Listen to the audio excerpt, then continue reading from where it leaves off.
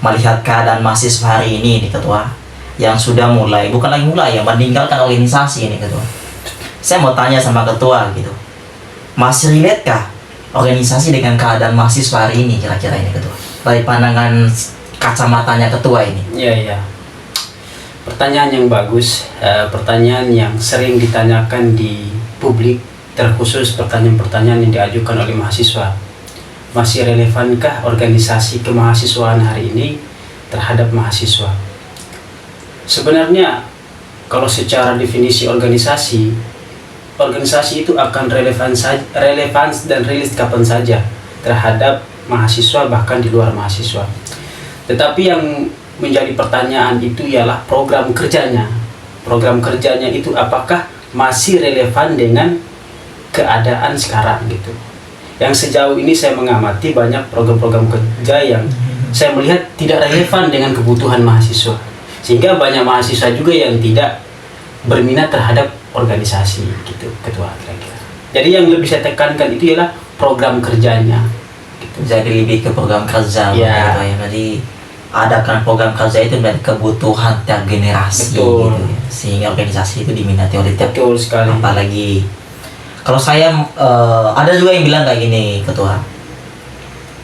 Betul tadi katanya ketua, karena memang program kerjanya itu saja gitu. Iya. Sementara kita mengharapkan hasilnya beda-beda, tapi kita masih melakukan hal-hal yang sama kan bodoh gitu. Bodoh juga, betul. Okay. Karena zaman berapa tahun yang kebelakang tentu berbeda dengan zaman hari ini kan.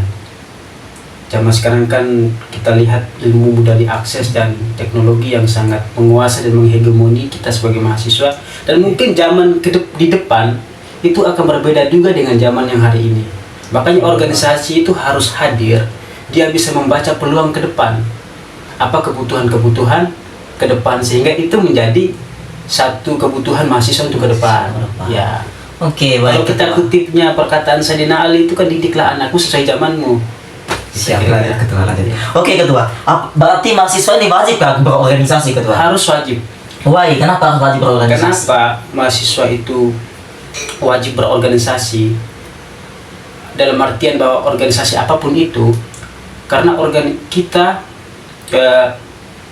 saya melihat bahwa kita tidak bisa bergerak atau kita tidak bisa mencapai satu tujuan dengan sendiri-sendiri.